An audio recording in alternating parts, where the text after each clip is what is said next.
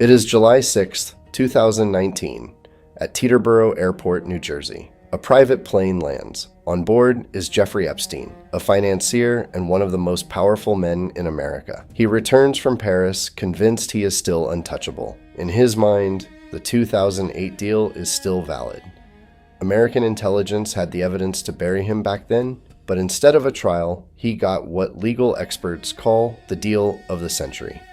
13 months in a private jail, 12 hours a day of freedom to go to the office, and the darkest clause, total immunity, not just for him, but for anyone who had helped him. An insurance policy signed by the United States government, kept hidden from the victims. That is why Epstein laughed at the law, because the law had signed a contract with him. But that day at Teterboro, the usual limousine is not waiting for him. The feds are there. The door opens.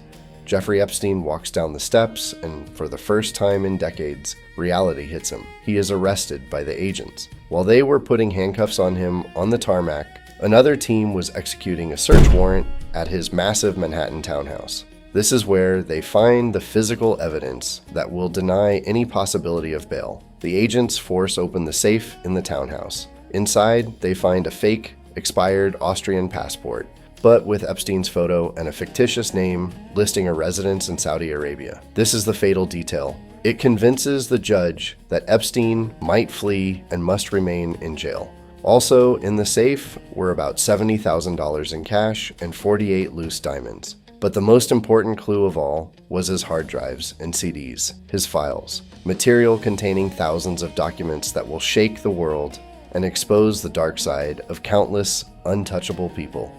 But who really was this man?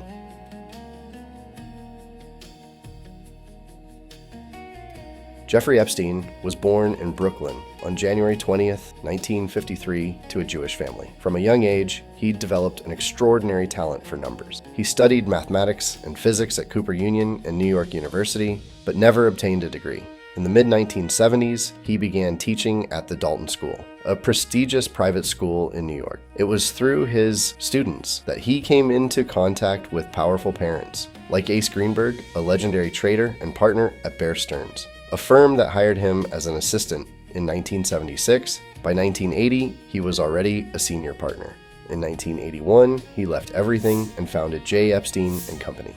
His firm operated differently from anyone else's. The requirements were absurd. He only accepted clients with a net worth of at least $1 billion. He didn't ask for percentages, but a flat fee. In return, he demanded total control. He wanted to manage the client's entire wealth. He had about 20 accountants and several attractive female assistants, but no one, except him, could touch or analyze the accounts. He made all investment decisions alone. His strategy was the accumulation of social power. He kept high-level men close to him, including Bill Clinton and future President Donald Trump. In 2002, Trump said of him, "I've known Jeffrey for 15 years. Fantastic guy. He is a lot of fun to be with. It's even said that he likes women as much as I do. There's no doubt Jeffrey loves his social life." Epstein aimed higher and higher. He even tried to get close to Vladimir Putin, often traveling to Russia to look for girls and, if possible, to forge a relationship with the Kremlin, which, however, never happened.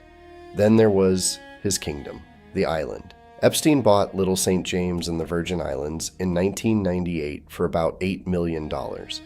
He transformed it completely, clearing the native vegetation to build a pharaonic complex designed to ensure isolation and control. At the center was the main residence, where he hosted his friends. But the most unsettling building was the temple, a blue and white striped structure with a gold dome.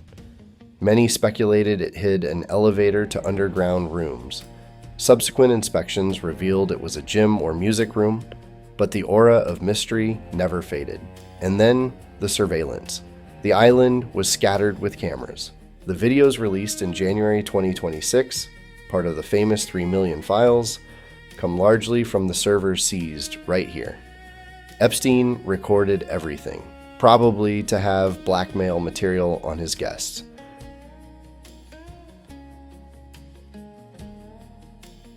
For years, by his side was Ghislaine Maxwell. She wasn't simply his wife, She was much more. She was the manager of the abuse, daughter of the powerful tycoon, Robert Maxwell. She was the one who recruited the girls, often very young and vulnerable. She approached them and brought them to their home, where the worst happened. Today, she is serving 20 years in prison. The first collapse happens in 2005, when a 14-year-old girl reports the abuse. Investigators identify dozens of victims and compile a 53-page list. Epstein faces life in prison, but his lawyers managed to strike a plea deal with the then Miami prosecutor Alex Acosta. The result, a ridiculous 13-month sentence with work release and federal immunity. Fast forward to 2019. This time, the New York prosecutor's office files new federal charges for child trafficking. Epstein pleads not guilty, tries to use his wealth, offers a $100 million bail, and requests house arrest. But Judge Richard Berman refuses. Epstein is locked up in the Metropolitan Correctional Center. The end comes quickly. On August 10th, 2019, Jeffrey Epstein is found dead in his cell. Suicide by hanging. The scandal engulfs Alex Acosta, who had become Trump's Secretary of Labor, and is forced to resign precisely for having negotiated that lenient deal in 2008. Shortly after Epstein's death, on July 2nd, 2020, Ghislaine Maxwell is arrested. But the real ticking time bomb was the documents. Most of the files remained encrypted or sealed until the end of January 2026. That is when about 3.5 million new documents were released. Not just legal correspondence, but unreleased videos and photos. What did we find? Donald Trump. His name appears thousands of times, about 3,200 mentions. Many are indirect or refer to press clippings. Trump commented that these files exonerate him because they do not describe direct crimes. Prince Andrew. His position has worsened. The new 2026 videos solidified the evidence of his closeness to Epstein during the crucial period. Stephen Hawking. In one of the most surreal details, the famous physicist appears in emails where Epstein tried to deny the scientist's participation in alleged. Bill Clinton. New photos in informal settings have emerged, reigniting the controversy over his numerous trips with the financier. Jeffrey Epstein is dead, but his archives are more alive than ever. These 3 million documents from 2026 are not just scrap paper. They are the map of a power system that for decades believed it was untouchable.